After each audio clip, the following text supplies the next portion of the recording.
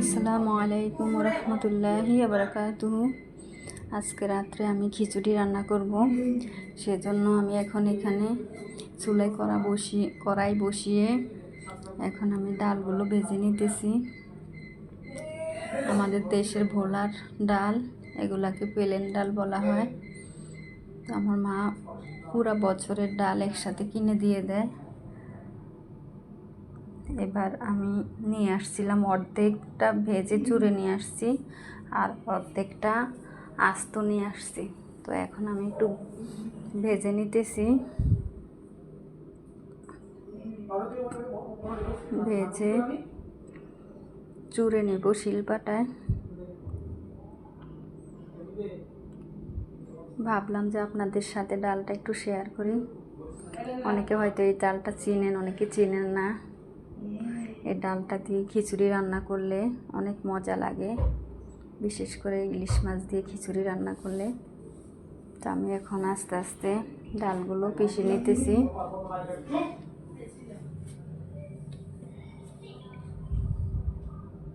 ডালগুলো ঠান্ডা হলে চুড়লে অনেক ভালো হয়, একদম আস্তে আস্তে থাকে। আমি এখন গরম গরম চুড়তেছি, এই জন্য একটু ভেঙে যাচ্ছে ডালগুলো।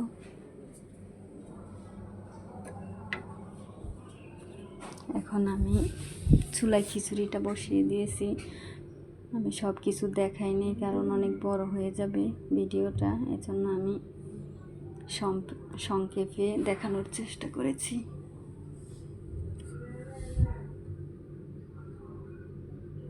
আমার খিচুড়িটা বলক এসে গেছে, ঢাকনা দিয়ে ঢেকে দেব। এখন এই যে আমার খিচুড়িটা হয়ে গেছে।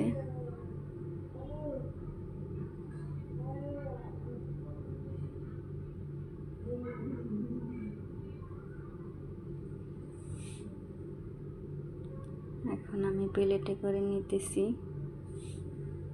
আমি আপনাদেরকে দেখাইতেছি খিচুড়িটা কত সুন্দর হয়েছে। আমি বেশি ঝরঝরা করি নাই, কারণ একটু লোচা থাকলে খিচুড়িটা খেতে ভালো লাগে।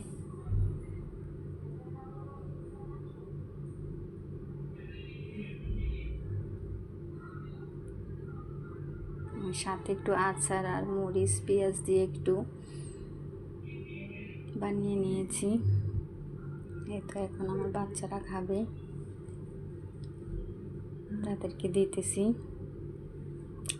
খিচুড়িটা আলহামদুলিল্লাহ অনেক মজা হয়েছে, অনেক টেস্টি হয়েছে। আমি এতটা আশা করি না যে এতটা মজা হবে।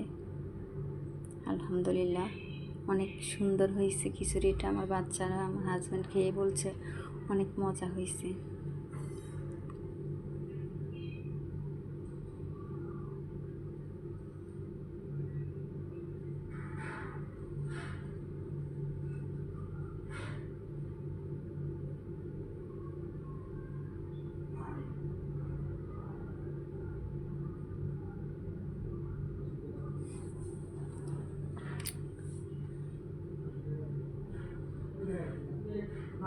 আজকে রাতে আমরা এই ইলিশ খিচুড়ি খাবো। এর সাথে আমি চেয়েছিলাম ডিম ভুনা করতে, আমার ছেলে বলতেছে না, ইলিশ খিচুড়ির সাথে ডিম ভুনা ভালো লাগে না, খালি ইলিশ খিচুড়ির সাথে আচার দিয়ে খাবো। সেজন্য আর ডিম ভুনা করিনি।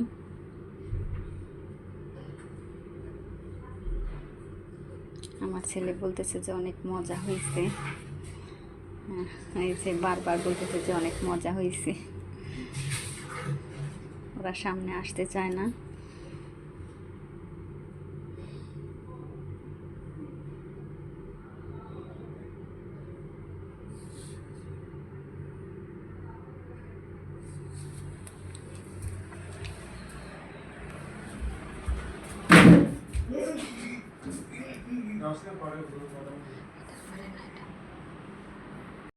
গুড নাইট, আল্লাহ হাফেজ।